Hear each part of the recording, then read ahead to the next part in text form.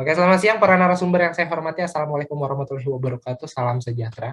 Terima kasih sudah berkenan menghadiri FGD yang diadakan oleh Kontan dengan tajuk Antisipasi Dimulainya Pembelajaran Tatap Muka. Perkenalkan, saya Desmond Saragi, mewakili Kontan yang akan menjadi moderator pada FGD kali ini. Di tengah menurunnya kasus positif COVID-19, wacana pengaplikasian pembelajaran tatap muka kembali menguat. Bahkan pemerintah DKI Jakarta mulai Senin 30 Agustus resmi membuka kembali sejumlah gerbang pintu sekolah. Bisa jadi banyak orang tua menyambut senang keputusan yang menerapkan kembali pembelajaran tatap muka di sekolah.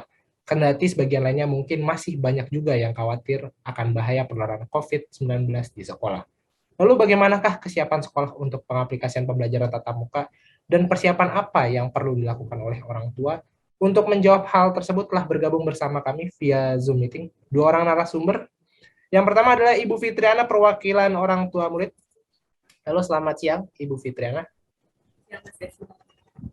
Suaranya agak kurang jelas, Bu. Iya, Oke, udah jelas. Gimana nih, anaknya apakah udah mulai sekolah lagi apa masih di rumah nih pembelajarannya? Wacananya Senin depan. Oke, udah mulai masuk lagi ya Baru berarti ya. mulai masuk ya. Oke, kalau boleh tahu daerahnya di mana ya, Bu ya? Daerah lokasi tempat tinggalnya. Daerah Bekasi. Oh, di Bekasi. Oke. Yang kedua ada Ibu Ferawati Ernana selaku guru SMA Adiluhur Jakarta. Halo, selamat siang. Halo. Ibu Ferawati. Mungkin bisa di-sharing dulu nih kepada penonton, apakah sekolah Ibu ini sudah, berarti kan per 30 Agustus kemarin ya, kalau dari DKI ya, untuk pembukaan kembali sekolah, apakah sekolah Ibu Ferawati ini salah satu sekolah yang akhirnya dibuka kembali nih oleh pemerintah untuk pembelajaran tatap muka? Ya, terima kasih Mas Desmond. Jadi khusus untuk sekolah saya, saat ini belum, asesmennya itu belum lulus. Jadi harusnya kan tanggal 30 kemarin sudah bisa melakukan PTM. Tapi ternyata sekolah saya menjadi salah satu sekolah yang dianggap mungkin oleh pemerintah dianggap belum memenuhi syarat gitu ya. Karena memang siswa kami itu, kan salah satu syarat ini kalau untuk di DKI loh ya, ini kan masing-masing sekolah di wilayah Indonesia berbeda-beda ini syaratnya. Iya. Kalau untuk di DKI kan syaratnya untuk bisa melakukan PTM di level 1 sampai 3 ini karena kita ketercepatan vaksinnya sudah merata nih kalau di DKI ya. Nah, itu maka menjadi salah satu syarat gitu ya. Kalau di daerah lain kan karena memang percepatannya vaksin belum merata, jadi bukan menjadi salah satu syarat utama vaksin, tapi kalau untuk di DKI ini syarat utama. Dan khusus untuk sekolah saya itu baru tahap 1, vaksin 1 itu yang sudah 95% ke atas ya. 5%-nya itu kenapa nggak vaksin? Karena komorbid dan mereka penyintas gitu ya, sehingga mereka untuk saat ini belum bisa divaksin. Nah, saat ini nih bulan-bulan minggu-minggu ini itu baru mulai mereka masuk ke vaksin kedua gitu ya. Dan sarananya juga masih dalam taraf perbaikan terus-menerus, dan itu mungkin juga menjadi salah satu dianggap belum memenuhi syarat gitu ya. Karena ternyata banyak sekali yang harus sekolah persiapkan dalam rangka pelaksanaan PTM itu gitu loh. Itu sih.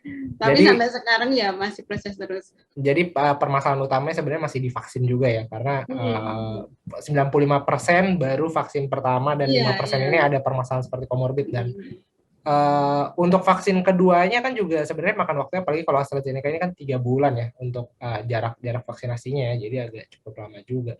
Dan juga sarana prasarana juga tadi masih jadi note untuk sekolahnya Ibu. Semoga kita harapkan juga nanti bisa kembali ya lolos PTM-nya. Oke, setelah sekian lama nih sekolah tatap muka akan segera kembali dimulai di wilayah DKI Jakarta nih yang jadi salah satu sorotannya. Bahkan kayak kemarin ini udah dibuka sekitar 610 sekolah nih mulai 30 Agustus dengan protokol kesehatan yang cukup ketat ya. Kalau menurut para narasumber kita pada hari ini nih, apakah menanggapi dari PTM ini, apakah sebenarnya memang sudah sangat diperlukan ya untuk melakukan PTM, atau apakah ini saat yang tepatnya untuk memulai PTM, atau sebenarnya masih nanti dulu deh, virusnya kan juga nanti takutnya melonjak lagi atau gimana? Mungkin dari Ibu Fitri dulu kali ya, selaku orang tua murid ya. Saya sih menanggapi kebijakan sekolah tatap muka ini sih sangat antusias sekali ya. Saat yang sudah dinanti-nantikan gitu ya, selama sekitar 1,5 tahun anak-anak belajar daring di rumah, dan muncul kebijakan dari pemerintah bahwa sekolah tatap muka sudah bisa dimulai gitu kan. Saya sih sangat mendukung sekolah tatap muka ini, Anak-anak pun juga senang udah dikasih tahu dari gurunya gitu kan, bahwa akan Senin besok akan kembali belajar di sekolah gitu kan, dan guru-gurunya juga sangat senang lah, nggak apa, bisa belajar normal seperti sebelumnya. Oke. Jadi kalau dari Mbak Fitri sendiri selaku orang tua murid nih cukup antusias dan anak-anaknya juga mungkin sudah lama nggak ketemu teman, nggak belajar.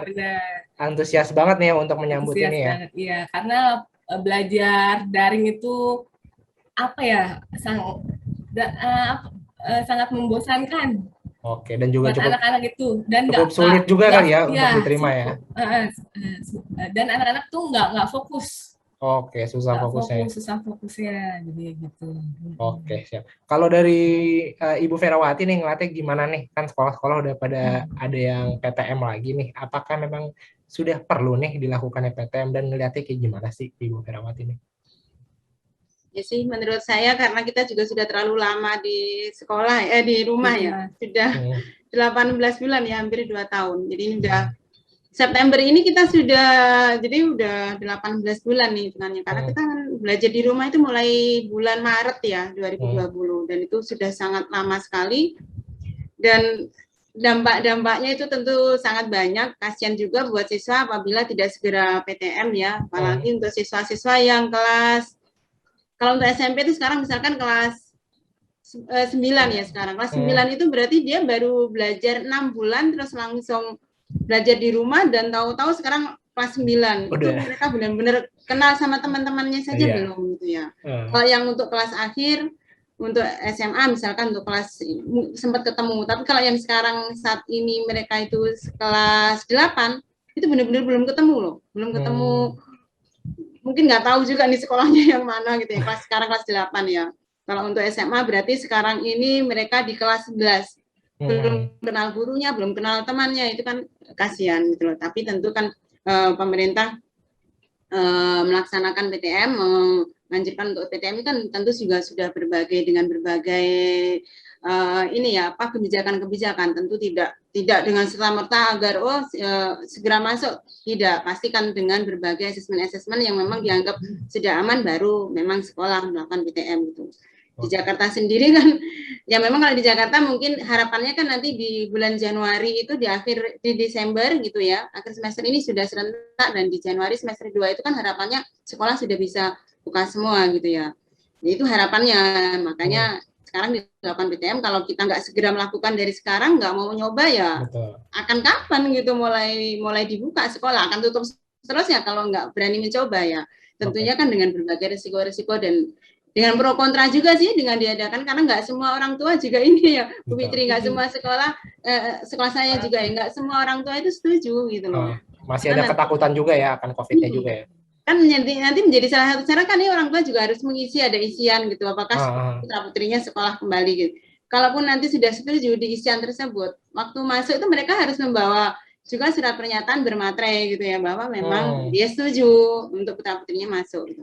Bila memang orang tua nggak setuju ya sekolah nggak boleh maksa gitu. Iya, karena ini memang hak sepenuhnya orang tua untuk mengizinkan atau tidak putra putrinya sekolah masuk kembali gitu sih. Jadi ada kebebasan pilihan dari orang tua sendiri ya, nggak sekolah nggak boleh maksa juga ya, kalau misalkan emang orang tua nggak mau juga nggak boleh ikut. Mungkin saya pengen nanya gini deh, penonton di sini mungkin ada yang nggak tahu, kalau orang tua mungkin kita tahu lah ya gambarannya orang tua nih untuk ngajarin anak selama di rumah nih cukup sulit ya. Kalau guru sebenarnya pembelajaran secara virtual itu gambaran sesulit apa sih Bu Vera? Untuk guru nih kesulitannya? Iya, kalau guru tuh gimana sih kesulitannya sebenarnya? Jadi gini, banyak materi yang memang sulit untuk dilakukan secara virtual, untuk dilakukan secara PJJ gitu ya, itu sih kesulitannya. Dan kesulitannya juga apa? Tidak semua siswa mempunyai kesadaran yang sama untuk mengerti betapa pentingnya belajar gitu ya. Mereka berpikir bahwa karena saat ini sedang belajar di rumah, itu menjadi bonus gitu, sehingga dia nyantai begitu mungkin ya Bu Fitri. Jadi siswa nggak fokus, dan kalaupun ada tugas, nggak semua mempunyai kesadaran untuk mengumpulkan itu. Kalau mungkin untuk siswa-siswa tertentu atau sekolah-sekolah tertentu yang kesadaran kesadaran siswanya itu cukup tinggi, nggak masalah dengan adanya PJJ gitu ya. Tapi kalau saya melihat ini secara umum gitu ya, kayaknya belum siap juga nih siswa untuk PJJ gitu, dan gurunya juga tentunya gitu ya. Akan walaupun banyak dengan berbagai cara guru dengan metode-metode, tapi kalau memang siswanya tidak mau menerima, ya tentu juga sulit. Karena siswa menerima atau tidak kan tentu juga ada dukungan dari lingkungan kan, dari lingkungan rumah, dari orang tua gitu ya. Karena apa? Mereka tentu harus menyiapkan sarana prasarana yang memadai. Bila memang sarana prasarana yang memadai, ya saya rasa ini tidak menjadi suatu kesulitan gitu. Tapi kan kalau dilihat secara general kan kayaknya kesiapan orang tuanya belum ya. Ini kalau di DKI mungkin untuk sarana informasi, ketercukupan internet, kuota dan sinyal mungkin nggak masalah. Tapi kalau untuk di daerah-daerah ini menjadi kendala tersendiri loh dengan adanya PJJ. Nah itu mungkin menjadi salah satu pemerintah, ayo segera dilakukan PTM. Bila memang yang sudah dianggap zona PPKM-nya itu sudah di level 1 sampai 3 gitu loh. Walaupun tetap dengan syarat-syarat tertentu gitu ya. Iya benar-benar. Memang sangat sulit kalau kita akan terus-menerus seperti ini gitu. Ketercapaiannya itu tidak sesuai dengan standar kurikulum tentunya gitu ya. Itu sih. Karena sebelum pembelajaran jarak jauh aja memang untuk pemerataan pendidikan aja udah susah ya Bu ya, buat ngajar ke semua siswa aja akan beda daya tangkapnya, apalagi dengan PJJ ini ya. Nah, sebenarnya kan yang salah satu hal yang dikhawatirkan juga oleh pemerintah, guru dan juga orang tua ini kan nanti akan ada learning loss nih dari anak-anaknya nih, dan akan berakibat menurunkan kualitas pembelajaran anak Indonesia nih. Nah, kalau masing-masing narasumber kita ini melihatnya, apakah selama 1 tahun terakhir ini sudah menciptakan learning loss nih kepada anak-anak kita yang sekarang lagi duduk di bangku-bangku sekolah?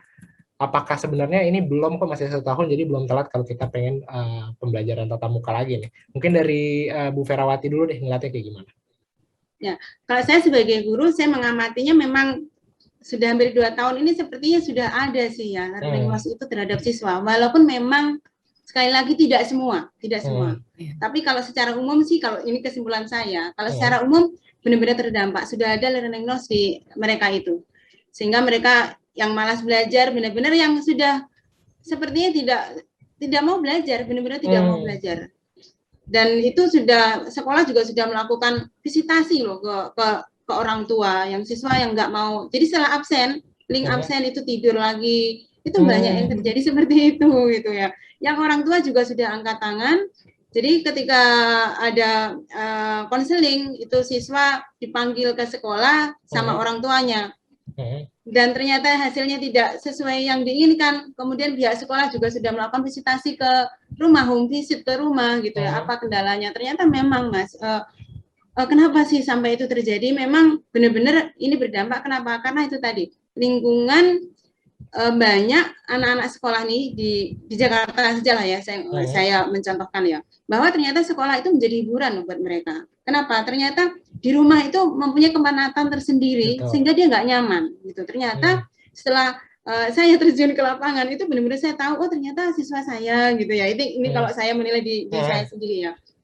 Mereka mohon maaf nih, yang tinggalnya itu mohon maaf di gang sempit lah segala macam, yang satu rumah satu anggota keluarga itu dia masih punya adik 3 dan masih ngumpul, itu kan menjadi hal yang sangat membosankan, sehingga benar-benar tercipta ini learning loss ini kalau ini terjadi seperti ini terus menerus. Jadi mereka hiburan loh, jadi mereka datang ke sekolah itu hiburan. Bahkan ketika mereka bilang nggak ada kuota Bu, gini, saya bilang loh, kan uang jajannya bisa dibelikan, ditabung kan, kamu nggak ke sekolah, makan dari rumah dan segala macam. Ternyata loh Bu, jangan salah, saya nggak dikasih uang saku kalau saya nggak sekolah gitu. Memang benar-benar nggak ada uang, dan ternyata memang kondisi orang tuanya sangat tidak memungkinkan. Dan itu di Jakarta loh ya, ini sekali lagi di Jakarta itu ternyata juga banyak. Mungkin kalau dibuat persentase bisa 50% ke atas loh yang di kondisi tidak memungkinkan untuk BJJ secara terus-menerus gitu ya. Jadi sarana prasarananya sangat tidak memadai.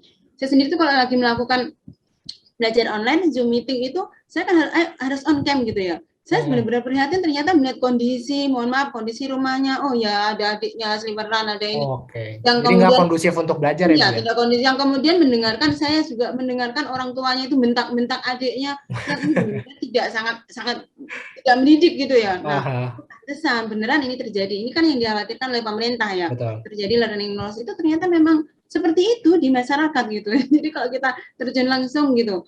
Belum kalau kita Zoom meeting tahu-tahu itu ada yang jualan apa? Ketoprak apa? Berarti ini loh kondisi real siswa-siswa saya. Gitu.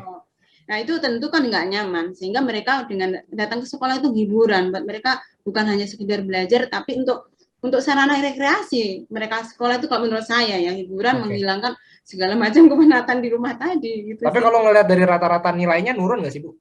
Ketika PJJ ini? Kalau boleh jujur ya, tentu turun, gitu ya, tentu turun. Nah, tapi kan kita akhirnya melakukan kebijakan-kebijakan kan tentunya kita pemberian nilai itu berbeda ya saat walaupun mestinya enggak gitu loh, tapi karena ini memang kondisi tidak mudah ya kita nggak mungkin saklek kan pemberian nilai gitu loh. Jadi kalau ini pasti ada, tapi tetap saya ada penurunan ya. Ya pasti 50% lah itu kalau dalam satu kelas menurun ya. Kalau yang lain ya itu tadi karena memang masing-masing kualitas siswa berbeda. Kalau yang memang rajin, ini saya kadang terharu begitu dikasih tugas itu dikumpulkan cepat, rapi. Itu saya benar-benar terharu, ini anak luar biasa loh kemauannya. Karena saya selalu bilang bahwa saat PJJ seperti ini, jangan menjadi sumber belajar itu gurunya saja gitu kan. Bahwa sebenarnya kan ilmu itu ada di tangan mereka, ada di gawai mereka masing-masing kalau mereka mau gitu loh. Mereka mau atau tidak. Sumber belajar nggak hanya guru. Nah kalau yang berprinsip bahwa guru bukan segalanya, perpustakaan bukan segalanya, ya dia bisa gitu. Betul. Tidak terjadi tadi. Inisiatifnya ya berarti yang masing-masing siswa ya. Iya, tergantung kasusnya tergantung masing-masing siswa sih gitu. Oke, jadi gapnya makin kerasa ya Bu ya antara yang pintar makin pintar, yang biasanya bisa makin turun kali ya. Nah makanya ini salah satu alasan kenapa PTM segera dilakukan selain learning loss tadi ya ada gap tadi loh, ada gap tadi. Gitu. Oke, siap, terima kasih Bu Vera. Kalau Mbak Fitri ini ngelatih gimana nih? Learning loss apakah mulai terasa nih di anak-anaknya Mbak Fitri mungkin atau gimana? Kalau learning loss dampaknya memang begitu terasa ya. Anak saya kan PK baru ke SD kelas 1. Ya kan anak belum bisa lancar baca seperti itu kan. Jadi kita orang tua mau nggak mau panggil guru les ke rumah. Mengantisipasinya seperti itu. Waktu itu les hampir tiap hari, Senin sampai Jumat. Itu 1 jam belajar baca kalistung seperti itu. Kalau nggak gitu, pas di SD-nya dia ketinggalan gitu kan.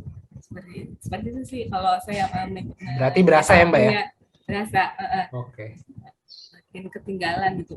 Guru kan kalau ngasih tugas ya udah tugas dikumpulin ya kan, itu benar atau salah kan kadang nggak dikasih tahu, oh yang ini yang salah, yang harus diperbaiki apa seperti itu. Betul, berarti balik lagi kayak yang Bu Vera tadi bilang ya, kembali lagi ke individu siswanya dan orang tuanya. Kalau orang tuanya mendukung bisa manggil guru les kah atau lebih intens kah belajarnya, jadi kelihatan lah gapnya nanti ya antara masing-masing siswa ya, berbeda sekali. Nah kalau ngomongin soal PTM sendiri ini kan sebenarnya kita harus ngomongin bagaimana kesiapan sekolah untuk penerapan protokolnya, entah itu 3M kah dengan 3T-nya kah dari masing-masing sekolah. Kalau boleh saya bacakan sedikit nih syarat-syarat ketentuan sekolah boleh tatap muka itu. Yang pertama harus memperhatikan jarak minimal 1,5 meter dan maksimal 18 peserta didik per kelas, sekitar 50%. Lalu juga rata-rata karena protokol jarak dan juga 3M 3T-nya harus bisa terlaksana. Minimal usia yang boleh bersekolah ini harus sudah vaksinasi juga. Kalau dari masing-masing narasumber ini ngelihatnya gimana nih? Apakah sekolah sebenarnya sudah siapkah dengan protokol-protokol untuk PTM-nya? Mungkin dari Mbak Fitri dulu. Kalau penerapan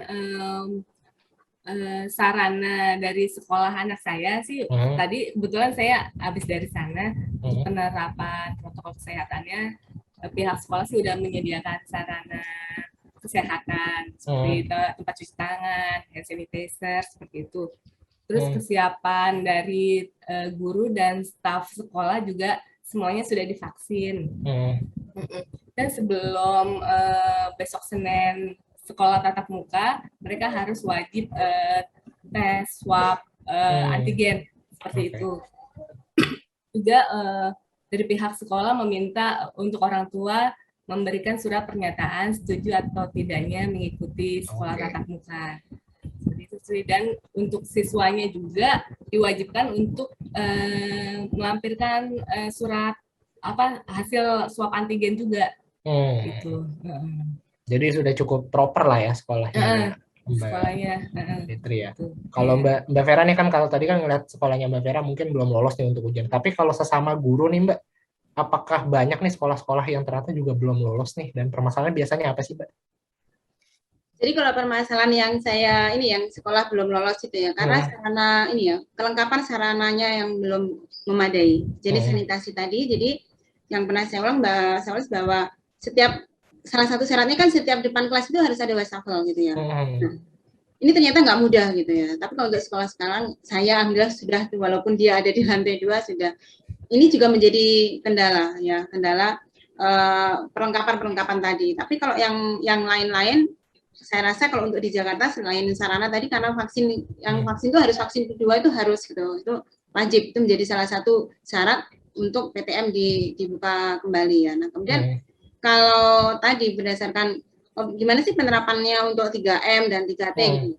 Ini kalau menurut saya sih tergantung kelas tingkatan sekolahnya ya. Kalau itu kelas atas artinya berarti SMA lah, SMA SMP gitu ya. Kesadaran untuk 3M saya rasa sudah tinggi. Sudah lebih ada mudah lah ya untuk diaplikasikannya. Sudah pembiasaan gitu ya. Ya, karena ini kan bukan hal baru lagi ya, sudah hampir 2 tahun ya. Lebih mudah. Tapi kalau saya tuh yang saya khawatirkan bagaimana untuk kelas bawah yang SD ke bawah, yang SD TK gitu loh. Itu karena itu tadi dengan euforianya mereka masuk kemudian lupa kan, khawatir tiba-tiba pelukan atau apa kemudian lepas masker. Kenapa? Yang membahayakan karena mereka kan di usia 12 tahun ke bawah ini kan belum divaksin ya, belum terjangkau vaksin, dan ini menjadi bahaya untuk nanti apabila sampai terpapar, bahaya membawa itu ke rumah, karena biasanya kan untuk anak-anak itu OTG ya, mereka nggak dirasa gitu ya, pada sesungguhnya dia sudah bisa menularkan. Yang khawatirkan itu ya. Nah kalau untuk SMA saya rasa untuk 3M tadi nggak masalah lah ya, nggak masalah gitu ya. Nah kemudian yang dikhawatirkan kan untuk yang 3T ya, yang 3T apa ini, yang testing yang tracing treatment ya. Nah ini kalau untuk kampanye 3M kan memang sudah dari awal-awal pandemi ya sudah dilakukan ya, sehingga sudah mendarah daging lah ini ya. Sudah menjadi hal biasa lah, bahwa sudah menjadi kebiasaan kalau keluar rumah misalkan nggak pakai masker lupa nggak pakai 3M, jadi biasa kan kita sekarang ini habis dari mana mau belum cuci tangan gitu, kayaknya sudah mendarah daging. Tapi kalau untuk yang 3T itu karena ini juga sosialisasinya masih baru sih menurut saya. Nah ini yang dikhawatirkan kalau penerapan 3T-nya ini belum. Jadi mungkin anak sebenarnya ada di kondisi nggak sehat, tapi dia nggak berasa dan nggak mau untuk testing gitu kan, nggak mau setelah testing harusnya ada tracing, nggak, ya itu yang dikhawatirkan untuk yang 3T itu gitu loh. Tapi kalau untuk sekolah-sekolah ini kan menjadi salah satu syaratnya, setiap sekolah harus mengadakan menyiapkan ruang isolasi ya Mas. Jadi kalau nanti dites suhu tubuhnya itu dirasa memang tinggi 37 ke atas, berarti kan dia nggak boleh di kelas nih, nggak boleh gabung nih. Nah dia harus di ruang isolasi tersendiri tadi sambil menunggu orang tuanya menjemput barangkali gitu. Atau kalau memang dirasa parah kan sekolah kan ini salah satu syaratnya juga kan harus harus nyambung dengan Vaskes gitu ya. Harus ada Vaskes terdekat, nah itu harus lapor ke Vaskes gitu ya. Itu kalau salah satu syarat-syaratnya. Jadi setiap sekolah, nah itu tadi kenapa nggak semua sekolah ini langsung serentak nih di DKI, karena harus menyediakan ruang khusus untuk isolasi, itu juga menjadi masalah gitu loh. Tapi untuk pengawasannya sih saya rasa tentu perlu kerjasama dari pihak sekolah dengan guru-guru tentunya, bahwa setiap jam istirahat tentunya harus ada pengawasan ini. Kalau semula hanya satu guru gitu ngawasi di lantai 2 misalkan, ya sekarang harus ditambah gitu. Khawatirnya apa? Anak-anak karena gurunya nggak ada di kelas lepas masker dan seterusnya, yang dikhawatirkan itu. Jadi harus ada pengawasan ekstra, pengawasan lebih ketat lagi. Kalau semula AB ya tentunya sekarang nggak boleh gitu loh. Tapi karena ini kan juga masih terbatas ya waktunya, ya mudah-mudahan harapan pemerintah tadi nggak akan terjadi lagi dampak-dampak negatif sih harapannya dengan dilakukan PTM ini ternyata aman kan nanti akan ditambah lagi ya durasi waktu dan pertemuannya gitu sih harapannya. Betul. Berarti banyak catatan-catatan juga ya kenapa sekolah-sekolah ini kesulitan juga untuk mengaplikasikannya. Salah satu yang menjadi concern juga nih kan kalau dari KPAI sendiri mendukung nih program sekolah tatap muka nih dengan syarat vaksinasi 70% warga sekolah nih sudah mendapatkan vaksinasi untuk menciptakan kekebalan komunitas. Nah, sebenarnya kalau dari masing-masing narasumber kita hari ini melihatnya gimana sih upaya pemerintah dalam program pemberian vaksinasi ini kepada anak-anak usia sekolah ini ya, apakah sudah tepatkah atau masih ada catatan-catatan sedikit nih yang harus diperbaiki? Kalau dari Ibu Fitri dulu kali. Untuk program vaksin anak sampai sekarang masih terbilang masih rendah ya Mas ya. Mungkin di Jakarta sudah 40%, mungkin yang di daerah-daerah lain belum mencapai 10% pencapaian vaksin anaknya seperti itu. Mungkin pemerintah juga udah membuat program yang vaksin di sekolah masing-masing ya, seperti di pesantren-pesantren itu sudah mulai banyak lah. Jadi vaksin di sekolah. Masih belum merata tapi upayanya sudah ada ya. Sudah ada gitu. Kalau Ibu Vera ngeliatnya gimana Ibu Vera?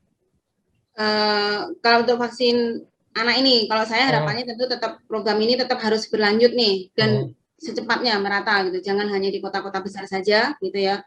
Kalau yang sekarang dilihat kalau di DKI sih, ya saya barometernya di kecamatan saya tinggal, sekolah saya tinggal itu sudah memenuhi sudah 90% lah ya ketercapaian vaksin walaupun baru vaksin 1. Tapi kalau kita melihat di daerah, nggak usah kita daerah di luar Jawa Bali ya, di Jawa saja nih, di Jawa itu ternyata belum merata. Jadi satu hari itu baru dapat undangan tuh hanya 5 siswa gitu. Sehingga rasa-rasanya kok tidak bersinergi dengan program pemerintah pusat yang harus 1 juta satu hari gitu ya. Ini di daerah yang saya bilang juga termasuk di kota kabupatennya loh, belum yang di daerah terpencilnya di Jawa ini. Nah, tentunya kan karena ini menjadi salah satu syarat dan kesehatan anak-anak ini kan menjadi haknya mereka ya. Pemerintah atau negara kan tentu harus memenuhi itu, ya harus melakukan percepatan yang merata gitu ya.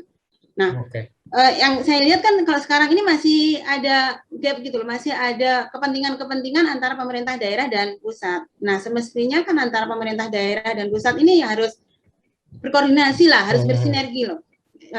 Hilangkan kepentingan golongan tadi.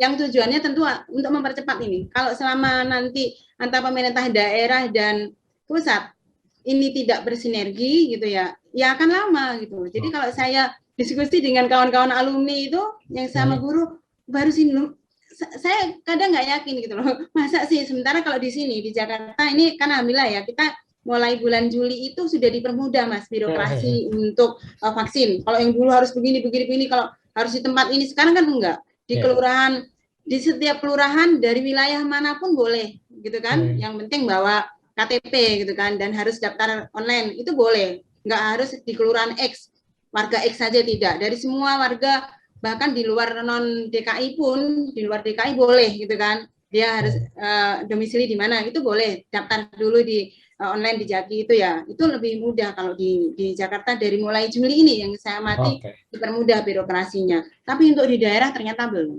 Ini jadi upayanya nggak linear ya antara pusat dan daerah. Iya, itu nggak linear itu menurut saya loh antara daerah dan pusat ini nggak linear gitu. Kalau kayak gitu kan percepatannya akan semakin lambat kalau kayak gitu sehingga program pusat pemerintah harus ada percepatan ya terhambat. Karena menurut saya ada kepentingan tadi loh menurut saya. Ayolah, harusnya sih saat sekarang kesehatan keselamatan siswa anak-anak ini menjadi utama lah. Jadi ayo gitu loh, jangan lagi melihat kepentingan tertentu gitu loh. Jangan ini menjadi justru ini akan menjadi modal buat mereka untuk kepentingan itu, janganlah gitu loh. Mestinya ada koordinasi dan yang bersinergi lah, harus linear lah antara daerah dan pusat. Kalau itu terjadi sih insya Allah akan segera gitu. Nah saya sendiri nggak tahu sih ini sebenarnya kesalahan ada di mana, kenapa kok menjadi lama di daerah, nggak usah ngomong daerah luar Jawa, sekali lagi saya bilang tadi di kabupaten-kabupaten besar di Jawa ini ternyata masih seperti Bu Fitri bilang tadi lah, masih 10% lah kalau di daerah itu memang benar sih, masih seperti itu. Ini kan berarti masih ini ya Mas, dari syarat-syarat yang harusnya tervaksin. Nah, ini yang dikhawatirkan kalau nggak segera terlaksana vaksin tadi dan kemudian pemerintah pusat harus melakukan PTM dengan segera, kan khawatir jangan sampai ada gelombang 3 ini, gitu loh, jangan sampai gitu loh. Nanti malah jadi klaster sekolah ya Bu ya. Karena kan kalau kementerian kan ini mensyaratkan untuk di daerah-daerah yang vaksinnya belum merata kan bukan syarat utama loh vaksin itu. Iya. Jadi yang penting syarat utamanya mereka sudah ada di zona level 1 ya, 1 sampai 3. 1 sampai 3 boleh gitu kan, kecuali di kota-kota besar Jakarta khususnya baru syaratnya vaksin. Di daerah-daerah itu bukan menjadi syarat utama. Janganlah gitu loh, tetap ayo ini. Harusnya itu jadi catatan ya. Kan jangan sampai keselamatan dan kesehatannya itu terganggu lah gitu secara. Terima kasih Bu Vera. Ini kita masuk ke pertanyaan terakhir aja. Jadi kan PTM ini, pembelajaran tatap muka ini sudah diberlakukan ya mulai 30 Agustus. Nah, ada aturan yang mengatur waktu pelaksananya nih. Jadi untuk SMA atau SMK sederajat ini hanya 175 menit dalam seminggu, SMP ini 140 menit per minggu, dan jenjang SD itu 105 menit per minggu. Nah, gimana sih para narasumber kita ini melihat efektivitas dari, kan waktunya cukup sedikit nih dalam waktu 1 minggunya nih, gimana coba Ibu Vera ngeliatnya gimana? Kalau saya sebagai guru ya, dengan waktu yang durasi singkat. Jadi kalau struktur kurikulumnya itu kalau untuk SMA itu 1 minggu ketemunya 44 jam pelajaran loh Mas, 44 jam pelajaran ya. Kalau SMP berarti 38, SD maksimal 36 ya. Dengan waktu kalau untuk SMA 175 itu dipotong istirahat 15 menit berarti hanya 160 menit. 160 itu berarti hanya 4 jam pelajaran, itu 4 jam pelajaran. Sementara harus 44 jam, berarti hanya 4. Sangat tidak efektif sih kalau menurut saya. Tapi paling enggak karena ini untuk piloting ya memang harus dicoba gitu.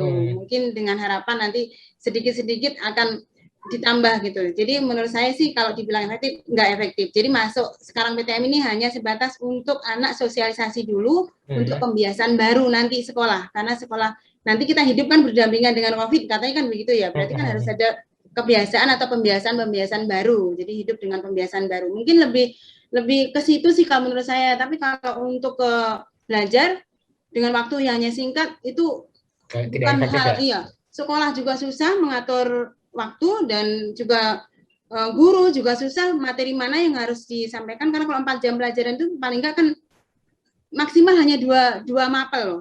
Dan itu hanya 1 minggu sekali. Bingung kan harus mana? Kalau esensial kan sebenarnya semua esensial, semua penting gitu ya. 1 minggu hanya karena kan 1 minggu itu 3 kali pertemuan ini kan untuk semua jenjang, bukan 3 kali untuk 1 jenjang ya. Jadi kalau misalkan Senin itu kelas 10 gitu ya, 10 SMA, berarti Selasa kan sekolah harus dikosongkan, aturannya begitu kan, harus sterilisasi. Rabunya baru nanti kelas atasnya kelas 11 misalkan gitu. Kamis libur lagi, disterilisasi lagi ruangan, Jumat baru kelas 12, SD, SMP juga demikian. Jadi 3 kali pertemuan itu bukan 3 kali 1 tingkat, tapi untuk semua jenjang tingkat itu. Nah itu juga menjadi perkara yang nggak mudah gitu. Kita harus mengatur. Jadi intinya belum mungkin tidak akan efektif pembelajarannya, tapi ini sebagai titik awal lah ya. Hanya untuk ini aja sih. Pembiasaan aja itu kalau menurut saya begitu sih. Oke, kalau Mbak Fitri gimana ngeliatnya? Ya, saya sih juga ngelihatnya waktu yang seberapa menit ini dalam 1 minggu sangat nggak efektif banget seperti itu sih untuk untuk menerangkan, untuk diskusi anak-anak juga belum tercover ya waktu. Jadi belum efektif lah ya dengan belum waktu. Efektif iya. Paling lama 175 menit mau belajar apa kasarnya kayak gitu ya. Oke. Itu pertanyaan terakhir dari saya. Terima kasih Ibu Vera, terima kasih Ibu Fitri atas waktunya sangat luar biasa. Semoga rekan-rekan yang nanti menyaksikan rekaman dari FGD ini bisa tercerahkan juga, mungkin jadi lebih tahu tentang pembelajaran tatap muka dan nantinya bisa siap kembali untuk pembelajaran tatap muka. Saya Desmond Saragi pamit, sampai jumpa di FGD berikutnya. Dadah. Terima kasih Mas Desmond. Terima kasih Ibu. Sehat-sehat selalu. Ya Bu, sama-sama.